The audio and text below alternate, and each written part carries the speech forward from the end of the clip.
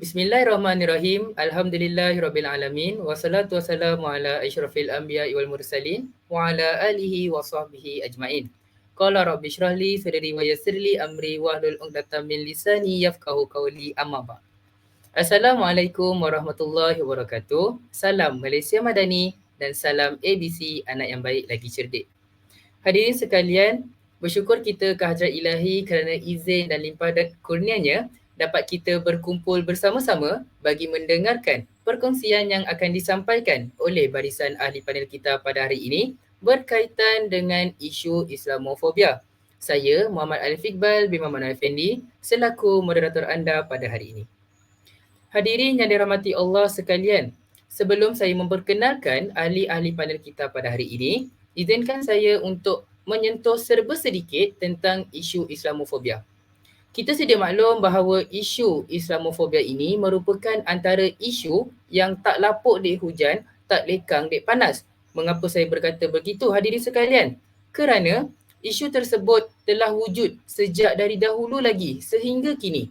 Tambahan pula, isu tersebut juga boleh dikatakan berada pada tahap yang agak membimbangkan semua pihak, terutama sekali terhadap masyarakat Islam itu sendiri. Hal ini kerana isu Islamofobia ini mampu memberikan impak kepada pelbagai aspek, khususnya kepada aspek sosial dalam sesebuah negara. Oleh itu, hadirin sekalian, tajuk diskusi kita pada hari ini adalah tentang Islamofobia, punca dan langkah untuk mengatasinya.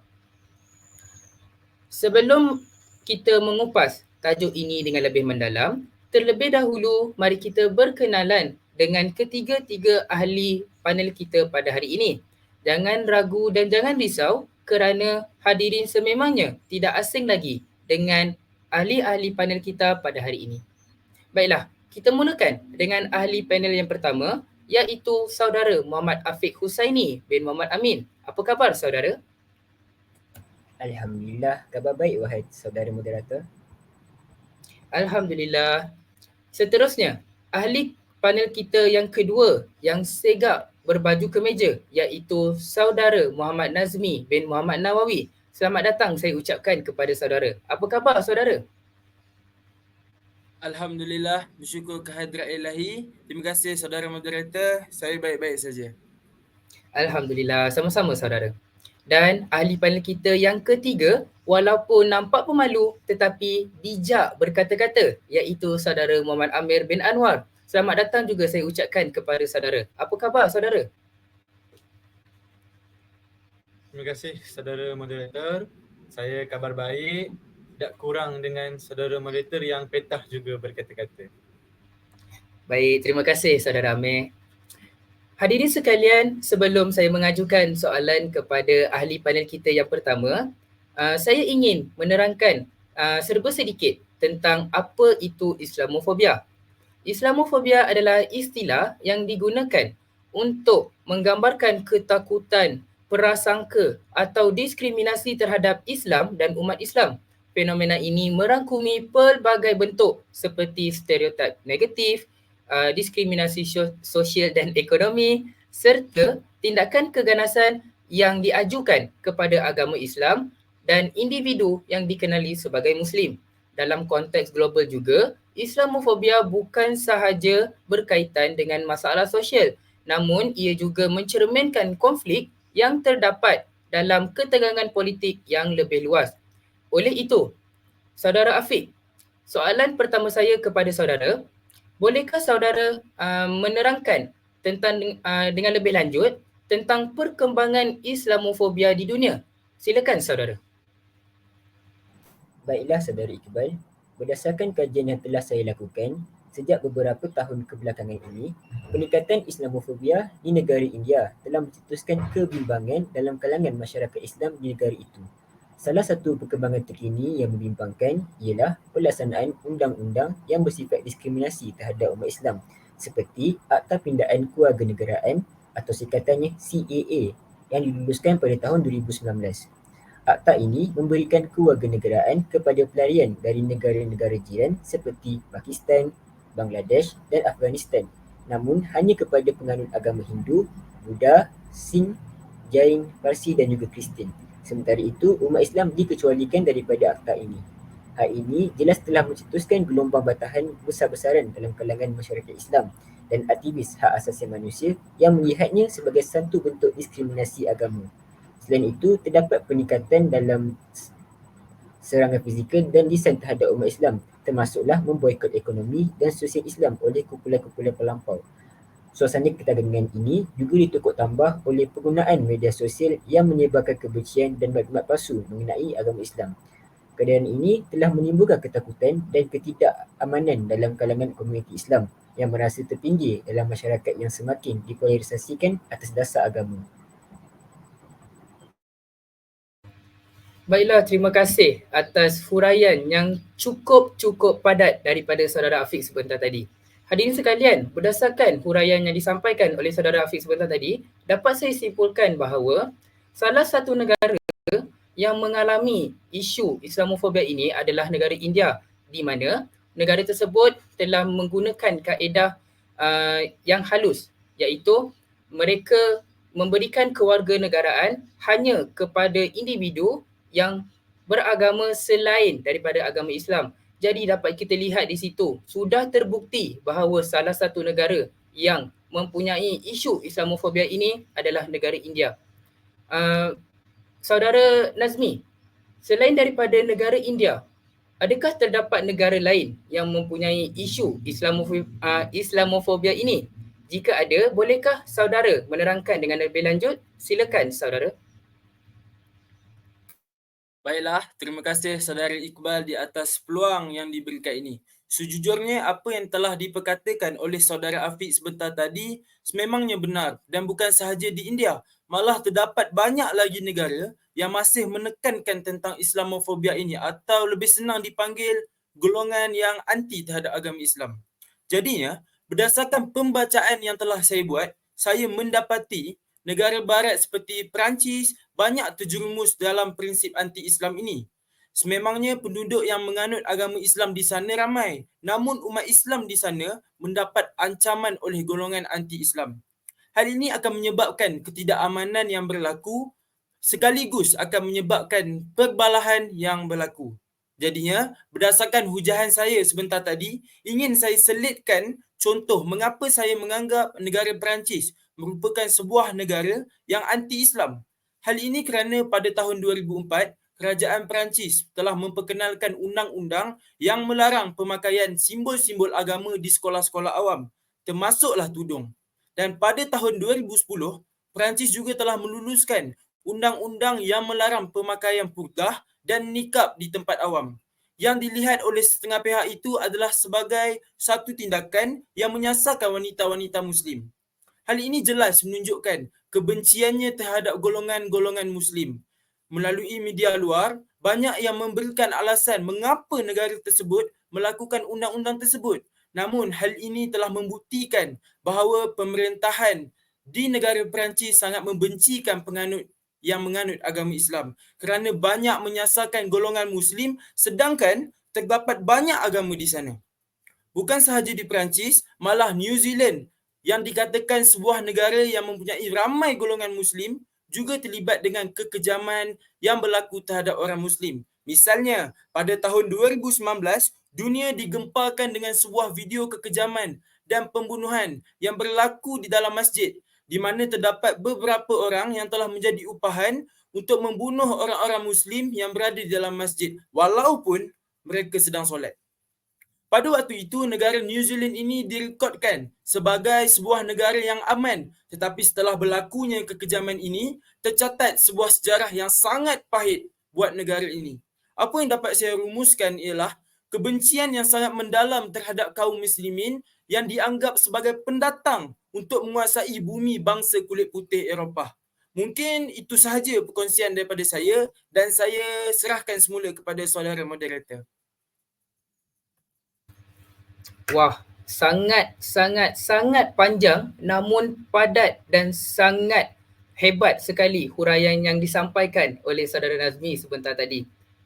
Sebagaimana dikatakan oleh saudara Nazmi, antara negara lain yang mempunyai isu Islamofobia ini adalah negara Perancis.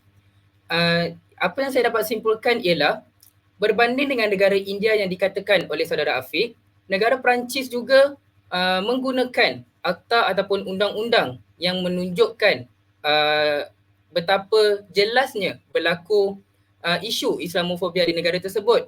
Cumanya bentuk yang dilakukan itu berbeza. Sebagaimana di negara India, mereka menitik beratkan ataupun mereka menggunakan aspek kewarganegaraan. Di Perancis, mereka menggunakan aspek pemakaian. Dan alangkah terkejutnya saya apabila saudara Nazmi berkata sebentar tadi yang bahawa negara Perancis ini telah berlaku satu isu yang besar yang menunjukkan serangan fizikal terhadap masyarakat Islam. Jadi hadirin sekalian, sangat-sangat jelas bahawa Perancis juga merupakan antara negara yang mengalami isu Islamofobia ini. Baiklah, jadi selain daripada negara luar, adakah negara kita tidak mempunyai isu Islamofobia ini? Jadi soalan tersebut saya ingin ajukan kepada saudara Amir. Saudara, adakah terdapat isu Islamofobia ini di negara Malaysia? Adakah terdapat perkembangan dan adakah terdapat bukti ataupun contoh-contoh yang jelas menunjukkan isu tersebut berlaku dalam negara kita? Silakan saudara. Okay, baik. Terima kasih saudara moderator atas soalan yang diberikan. Betul apa yang dikatakan oleh saudara moderator. Negara Malaysia ni juga tidak lari daripada Islamofobia ini. Berdasarkan pembacaan saya, terdapat beberapa penyidik tempatan dan antarabangsa membuat kajian terhadap Islamofobia di Malaysia ni. Tetapi berdasarkan pembacaan saya yang telah saya simpulkan dan boleh saya huraikan, Islamofobia di Malaysia ni tidak begitu ketara lah seperti di negara-negara barat. Namun tidak bermakna bahawa Malaysia ni sepenuhnya bebas dan tiada langsung elemen-elemen prejudis terhadap Islam ataupun masyarakat Islam. Saya ingin memetik salah satu kajian oleh Profesor Syamsul Amri Baharudin yang dikeluarkan oleh UKM dalam bidang hubungan etnik menyebut bahawa walaupun majoriti penduduk Malaysia ini beragama Islam, isu perkauman dan agama tetap ada. Tetapi isu Islamofobia ini ia lebih berbentuk pada diskriminasi antara kaum atau keagamaan dan bukannya Islamofobia tulis seperti saudara Afiq dan saudara Nazmi katakan tadi di Perancis dan di India. Baiklah, terdapat contoh insiden yang boleh dikatakan Islamofobia dalaman seperti insiden racism lah ataupun perkauman terhadap Muslim bukan Melayu walaupun umat Islam merupakan majoriti. Ada sesetengah kumpulan Muslim yang menghadapi diskriminasi ini. Contohnya, orang Melayu Islam itu sendiri kadang-kadang menunjukkan sikap prejudis ataupun menunjukkan sikap negatif terhadap Muslim yang berasal daripada bangsa-bangsa lain. Contohnya, Muslim orang India yang menganut agama Muslim dan orang Cina yang menganut agama Muslim. Mereka menunjukkan sifat negatif ataupun memandang serong terhadap orang selain daripada Melayu menganut agama ini. Ia menunjukkan sikap tidak senang atau tidak puas hati.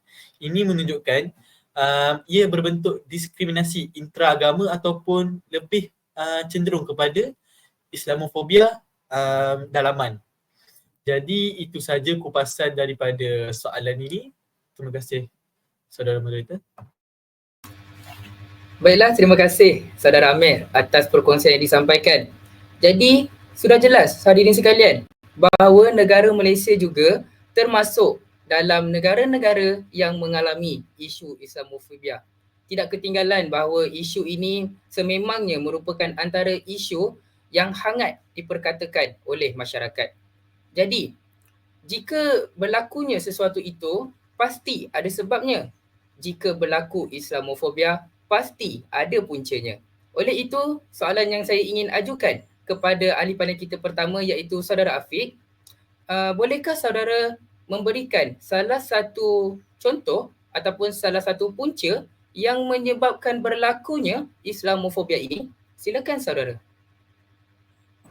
Terima kasih saudara Iqbal. Baiklah, antara salah satu punca utama berlakunya Islamofobia adalah salah tanggapan dan kurangnya pemahaman terhadap agama Islam serta penganutnya.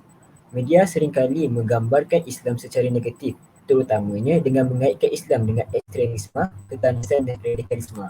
Liputan berita yang berat sebelah ini menciptakan perspektif yang salah bahawa semua masyarakat Muslim berkongsi ideologi yang ganas atau ekstremis, walaupun hakikatnya hanya segelintir kecil sahaja individu yang terlibat dalam tindakan keganasan ini. Tambahan pula, faktor sejarah seperti konflik antara dunia Islam dan Barat, termasuk peperangan, penjajahan dan ketegangan politik turut menyumbang kepada kebencian dan ketakutan terhadap masyarakat Muslim.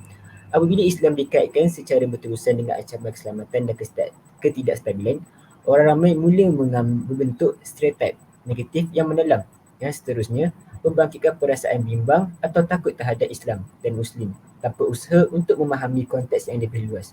Malah, kekurangan dialog terbuka antara pelbagai komuniti juga mengekalkan usaha untuk membina pemahaman dan toleransi. Kembali semula kepada saudara moderator. Baiklah, terima kasih saudara Afiq atas huraian yang disampaikan. Baiklah, daripada huraian saudara sebentar tadi, apa yang saya dapat tangkap, apa yang saya dapat simpulkan ialah terdapat dua faktor yang saudara katakan sebentar tadi yang menyumbang kepada berlakunya isu Islamofobia ini. Yang pertama adalah tanggapan dan yang kedua adalah faktor sejarah.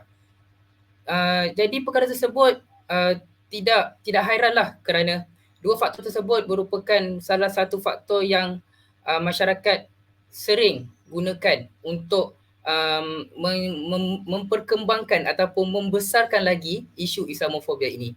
Jadi, saudara Nazmi, selain daripada faktor ataupun selain daripada punca yang telah dikatakan oleh saudara Hafiz sebentar tadi, bolehkah saudara memberikan contoh lain ataupun punca-punca lain yang boleh menyumbang kepada berlakunya isu Islamofobia ini? Silakan saudara. Baiklah, terima kasih saudara moderator. Jadi menurut saya, antara salah satu punca berlakunya Islamofobia ini ialah media massa. Media massa ni dia merujuk kepada radio, televisyen dan sebagainya.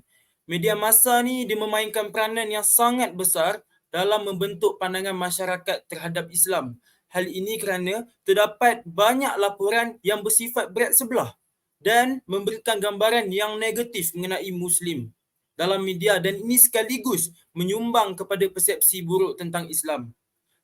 Berita mengenai serangan pengganas yang dilakukan oleh kumpulan ekstremis seperti ISIS sering diberi liputan meluas dan ini mencetuskan tanggapan bahawa keganasan adalah sinonim dengan Islam. Malangnya, media jarang menekankan bahawa majoriti Muslim menolak keganasan dan menyebabkan salah faham berterusan. Contohnya, sewaktu Palestin diserang oleh pihak Zionis laknatullah, media hanya diam dan menyembunyikan berita tersebut. Namun, sewaktu pihak Al-Qassam yang membela orang Palestin ingin membuat serangan balas bertujuan untuk memerdekakan tanah mereka semula, pihak media ini mengambil kesempatan untuk membuat liputan berita dengan bersifat berat sebelah. Dan inilah penyebab berlakunya salah faham dan kebencian terhadap Islam. Ini membuatkan suasana lebih parah kerana mereka menganggap Islam adalah sebuah agama yang menerapkan keganasan. Oleh itu, pada pandangan saya, media massa merupakan antara punca yang paling besar dan paling utama yang menyebabkan isu Islamofobia ini lebih berkembang. Terima kasih saudara moderator. Baiklah, terima kasih juga kepada saudara Nazmi atas huraian yang disampaikan.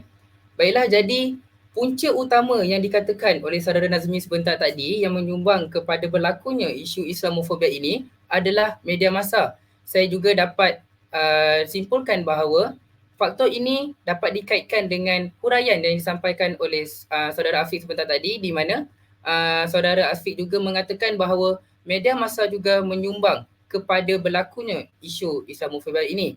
Hal ini tidak hairanlah hadirin sekalian kerana zaman kini merupakan zaman teknologi moden ataupun zaman digital di mana segala maklumat itu boleh disampaikan melalui hujung jari sahaja dan setiap perkara itu tidak dapat dibuktikan kesahihannya kerana di media digital ataupun di media massa ini pelbagai perkara boleh berlaku, tidak kisah sama ada perkara itu buruk ataupun baik. Jadi sudah jelas bahawa punca utama yang menyumbang kepada berlaku isu Islamofobia ini adalah media massa itu sendiri. Selain daripada media massa, bolehkah saudara Amir memberikan salah satu ataupun contoh punca lain yang menyumbang kepada isu Islamofobia ini? Silakan saudara Amir. Baik, terima kasih. Bagi saya, antara punca lain yang menjadi faktor terbesarlah Islamofobia dalam masyarakat bukan Muslim ni ialah kebimbangan masyarakat bukan Muslim itu terhadap budaya dan identiti yang mereka anggap tergugat akibat kehadiran umat Islam itu sendiri. Baiklah, contoh mudahnya sekali, banyak umat-umat Islam di serata dunia yang berhijrah ataupun berimigrasi ke negara-negara barat seperti Eropah dan Amerika Syarikat. Jadinya umat-umat bukan Islam di situ tergugat dari segi isu-isu berkaitan gaya hidup, undang-undang syariah dan kedudukan wanita dan Islam yang disalah tafsir menjadikan asas kepada kebimbangan bahawa identiti kebangsaan, budaya dan nilai sekular di negara mereka akan terancam. Mereka tidak mahu berasimilasi dengan budaya-budaya umat Islam itu sendiri. Asimilasi yang dimaksudkan ialah iaitu penggabungan ataupun pencantuman etnik budaya yang dibawa oleh umat Islam dan budaya setempat di Eropah atau Amerika Syarikat itu. Ketakutan ini muncul bukan sahaja kerana perbezaan dalam amalan agama, tetapi juga dalam aspek-aspek kehidupan seharian seperti pakaian, makanan, bahasa dan adat resam. Jadinya mereka sangat takutlah untuk berasimilasi dan menerima umat Islam kerana takut kedaulatan ataupun identiti kebangsaan mereka tergugat. Itu sahaja kupasan dan huraian daripada saya antara punca kebimbangan umat bukan Islam. Baiklah, terima kasih saudara Amir atas huraian yang disampaikan sebentar tadi. Baiklah, jadi sudah ketiga-tiga ahli panel kita memberikan perkongsian ataupun memberikan huraian tentang apakah punca-punca yang menyebabkan berlakunya isu Islamofobia ini. Okey, baiklah. Jadi kita kecilkan skop di mana kita tumpukan perbincangan kita pada hari ini kepada isu Islamofobia yang berlaku dalam negara kita sendiri, iaitu negara Malaysia. Jadi soalan saya kepada saudara Afiq, bolehkah saudara memberikan satu contoh isu Islamofobia yang berlaku dalam negara kita sendiri? Silakan saudara. Baiklah, untuk menjawab soalan daripada saudara moderator, terdapat juga isu Islamofobia ini boleh luas di negara kita iaitu negara Malaysia. Hal ini kerana masyarakat Islam di Malaysia ini amat sensitif jika masyarakat bukan Islam menyentuh sentimen ajaran agama Islam. Contohnya, pada tahun lepas iaitu pada tahun 2023, Howard Lee Chuan Hao iaitu ahli politik Parlimen Malaysia untuk Ipoh Timur telah membacakan separuh terjemahan ayat 59 dalam surah An-Nisa ialah Al-Quran. Lalu beliau dituduh menghina agama Islam. Hal ini jelas menunjukkan Islam itu menjadi sesuatu yang asing dan tidak boleh disentuh oleh masyarakat bukan Islam di negara ini. Dalam konteks pendidikan di Malaysia pula, salah satu contoh yang berkaitan dengan isu Islamofobia adalah insiden di mana murid-murid Muslim distereotip atau dipinggikan kerana amalan keagamaan mereka. Sebagai contoh, terdapat kes-kes di mana pelajar Muslim yang mengenakan tudung atau jubah telah dilabel sebagai ekstremis oleh sesetengah pihak. Dalam situasi sebegini, pakaian yang berkaitan dengan identiti keagamaan dipandang negatif, seolah-olah ia melambangkan fanatisme atau ekstremisme. Ini boleh menimbulkan rasa tidak selesa atau tekanan dalam kalangan pelajar Muslim yang ingin mengamalkan ajaran agama mereka secara terbuka, tetapi merasa bahawa mereka telah dilihat sebagai ancaman oleh masyarakat sekitar. Insiden-insiden sebegini bukan sahaja memberi kesan kepada perasaan individu pelajar, bahkan juga boleh menjejaskan suasana harmoni dan penerimaan dalam institusi pendidikan yang sepatutnya menjadi ruang inklusif untuk semua latar belakang agama. Justru itu, penting untuk pihak sekolah dan masyarakat berusaha membantaras persepsi negatif ini melalui pendidikan dan kesedaran antara agama yang lebih mendalam. Baiklah, terima kasih. Baiklah, terima kasih saudara Afiq atas contoh yang diberikan oleh saudara berkenaan dengan salah satu isu Islamofobia yang berlaku dalam negara kita. Jadi selain daripada contoh yang dikatakan oleh saudara Afiq sebentar tadi, bolehkah saudara Nazmi memberikan contoh lain yang menjelaskan ataupun yang membuktikan bahawa terdapat isu Islamofobia yang berlaku dalam negara kita sendiri? Silakan saudara. Terima kasih saudara moderator. Pada pandangan saya, mungkin di Malaysia ni sebenarnya kurang berlakunya kekejaman ataupun penindasan akibat Islamofobia ini. Kerana kita ada undang-undang dan undang-undang kita ni mengawal ketat hal-hal sebegini.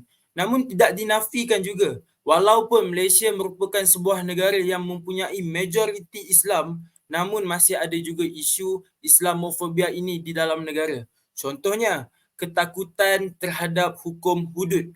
Sememangnya, hukum hudud ni pada awalnya dicadangkan untuk dikenakan kepada pesalah Muslim. Namun, menjadi kebimbangan kepada pihak bukan Islam kerana mereka ni takut akan terjejas kepada mereka sendiri. Hal sebegini telah menyebabkan berlakunya salah faham antara parti-parti politik di Malaysia.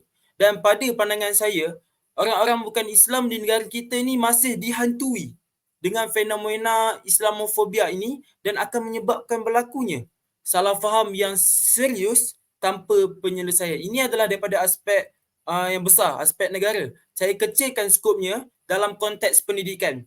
Jadi dalam konteks pendidikan ini terdapat isu di mana kebimbangan yang terlampau terhadap pengaruh Islam di dalam pendidikan.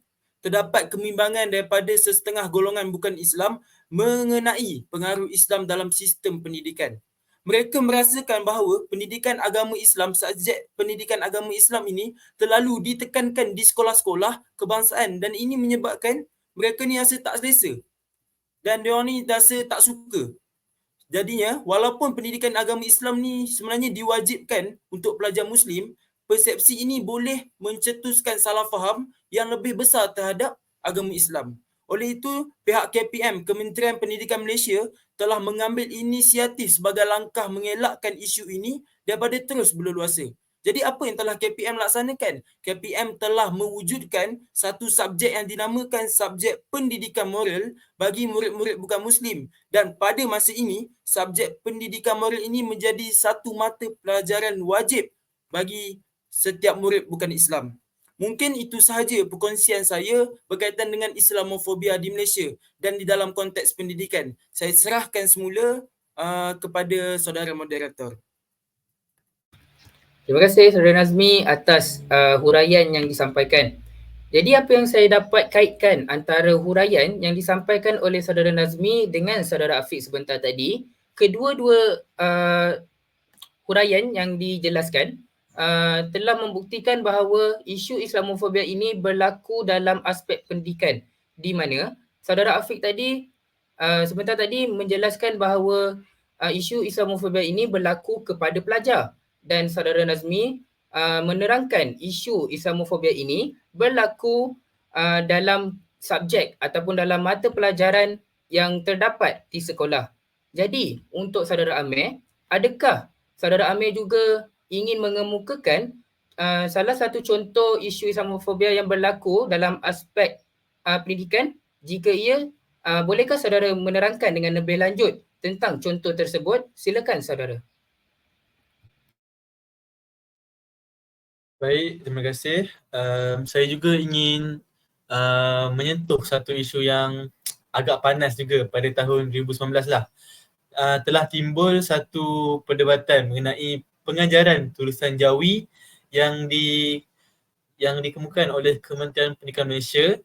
Mereka mengumumkan bahawa pembelajaran tulisan Jawi ini akan diperkenalkanlah di sekolah-sekolah vernacular, iaitu seperti sekolah Cina dan sekolah Tamil. Sebahagian daripada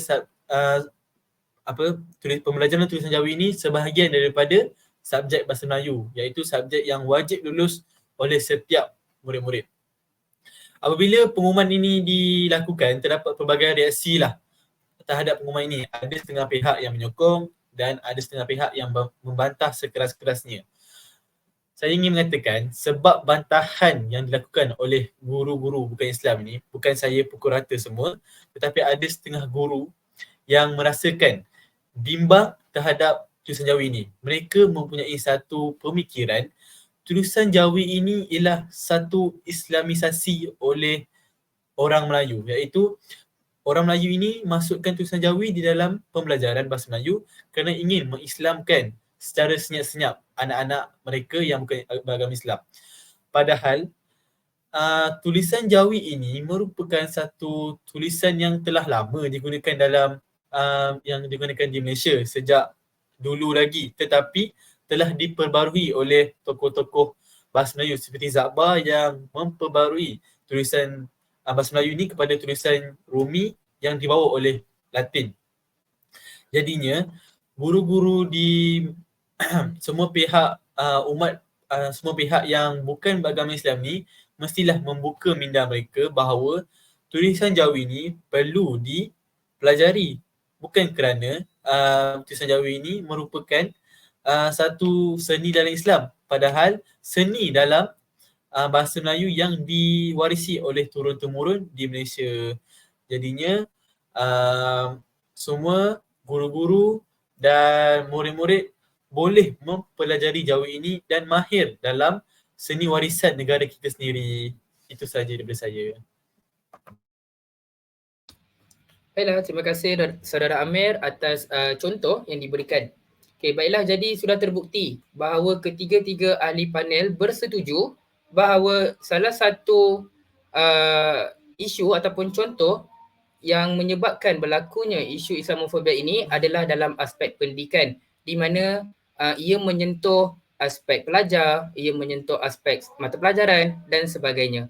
Okey, jadi dapat kita lihat bahawa isu Islamofobia ini bukan sahaja dikaitkan dengan aspek sosial, malah isu tersebut juga dapat mendatangkan impak dari segi aspek pendidikan itu sendiri.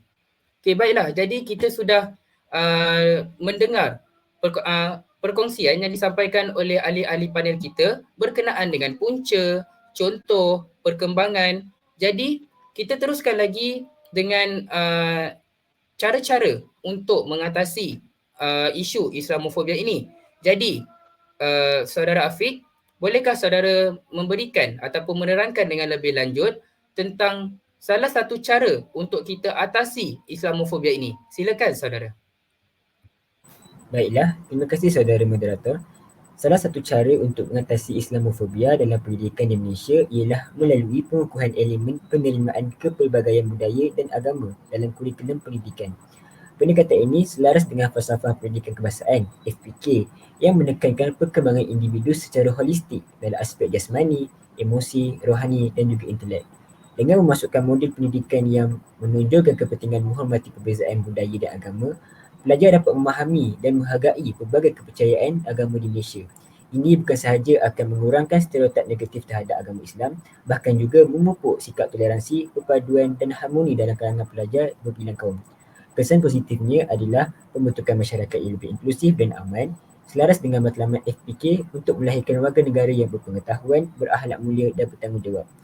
Pendidikan yang menekankan penerimaan kepelbagaian juga akan membantu pelajar berfikir secara kritis dan empati, mengatasi prasangka dan menolak naratif Islamofobia. Baiklah, terima kasih. Saya kembalikan semula kepada saudara moderator. Baiklah, terima kasih saudara Afiq atas salah satu contoh ataupun salah satu cara yang boleh kita gunakan untuk mengatasi isu Islamofobia ini, iaitu dengan menerapkan elemen penerimaan kepelbagaian budaya. Betul lah apa yang saudara Afiq katakan sebentar tadi. Jadi saudara Nazmi, bolehkah saudara menerangkan contoh lain ataupun cara lain yang boleh digunakan untuk mengatasi isu Islamofobia ini? Silakan saudara. Baiklah, terima kasih saudara moderator, saudara Iqbal. Jadi antara cara dalam mengatasi isu ini ialah pada saya mengadakan kempen kesedaran di sekolah. Pihak sekolah ni bolehlah menganjurkan kempen kesedaran tentang kepentingan perpaduan, menghormati kepercayaan agama dan menolak sebarang bentuk diskriminasi ataupun penindasan terhadap agama. Kempen seperti ini yang melibatkan contohnya ceramah, kita boleh buat pameran dan seperti kita yang telah kita buat ni, seperti forum. Jadi perkara sebegini dapat membantu dalam mendidik murid-murid dan masyarakat mengenai kesan negatif Islamofobia ini dan kepentingannya untuk saling memahami antara kaum. Jadi, sebagai seorang guru, kita juga harus menjadi orang yang paling penting dalam memberi pendedahan tentang menghormati perbezaan agama, budaya dan lain-lain. Hal ini boleh dilaksanakan dengan cara kita menanam nilai-nilai universal dalam diri murid-murid. Contoh nilai universal ialah nilai toleransi, keharmonian dan kemanusiaan. Mereka ini, murid-murid ini akan lebih bersedia untuk menghadapi dunia yang semakin global dan berbilang budaya dengan sikap terbuka dan rasa hormat. Jadinya, hal ini bertepatan dengan definisi falsafah pendidikan kebangsaan sendiri yang di mana usaha yang dilakukan adalah untuk menjamin kesejahteraan diri, keluarga dan masyarakat. Hal ini juga pada saya selaras dengan mencapai objektif yang terkandung di dalam prinsip hukum negara yang kelima iaitu kesopanan dan kesusilaan yang di mana kita haruslah sentiasa menghormati dan bersopan santun tanpa mengira warna kulit dan agama demi mencapai keharmonian kerana negara kita ini merupakan sebuah negara yang mempunyai pelbagai etnik. Jadi itu sahaja perkongsian saya. Saya serahkan semula kepada saudara moderator. Baik, terima kasih Saudara Nazmi. Jadi Saudara Afiq telah menyatakan bahawa salah satu cara untuk kita mengatasi adalah dengan menerapkan elemen penerimaan kepelbagaian budaya, iaitu kita perlu menghormati dan menerima secara terbuka agama-agama lain yang terdapat dalam negara kita. Saudara Nazmi pula menyatakan bahawa salah satu cara yang lain adalah dengan mengadakan kempen. Jadi Saudara Amir, langkah-langkah tersebut terbukti mampu untuk mengatasi isu Islamofobia di negara kita. Jadi, Saudara Amir, adakah terdapat cara yang lain untuk mengatasi isu ini? Silakan Saudara Amir. Baik, terima kasih saudara moderator. Saya rasa pada pendapat saya lah, langkah untuk mengatasi Islamofobia dalam isu pendidikan ni ialah guru itu sendiri perlu menunjukkan contoh yang baik kerana guru ini ialah ejen kepada aspirasi falsafah pendidikan kebangsaan. Oleh itu, guru perlu menunjukkan contoh-contoh yang baik dan menekankan dalam menjaga tata susila dan isu-isu sensitif berkaitan agama. Jadinya apabila guru menunjukkan contoh yang baik, kesannya murid-murid akan dapat menghormati dan terbuka terhadap agama-agama lain dan dapat menjunjung aspirasi falsafah pendidikan kebangsaan yang membawa kepada sasiah emosi rohani dan jasmani yang terbaik. Oleh itu sahaja daripada saya. Kembali kepada saudara moderator. Baiklah, terima kasih Saudara Amir atas contoh yang diberikan. Jadi Saudara Amir juga bersetuju bahawa salah satu cara untuk kita mengatasi isu Islamofobia ini adalah melalui peranan seorang guru itu sendiri, sebagaimana yang dikatakan oleh Saudara Nazmi sebentar tadi. Guru juga memainkan peranan yang penting dalam mengatasi isu Islamofobia ini. Jadi hadirin sekalian, kita sudah sampai ke penghujung perkongsian kita pada hari ini tentang Islamofobia itu sendiri. Jadi terima kasih saya ucapkan kepada ketiga-tiga ahli panel kita kerana sudi meluangkan masa untuk berkongsi pendapat masing-masing tentang isu Islamofobia ini. Jadi sekian sahaja daripada saya untuk hari ini. Yang baik itu datang daripada Allah, yang buruk itu datang daripada saya sendiri. Sehingga kita berjumpa lagi pada masa yang akan datang. Sekian, terima kasih. Assalamualaikum warahmatullahi wabarakatuh. Waalaikumsalam.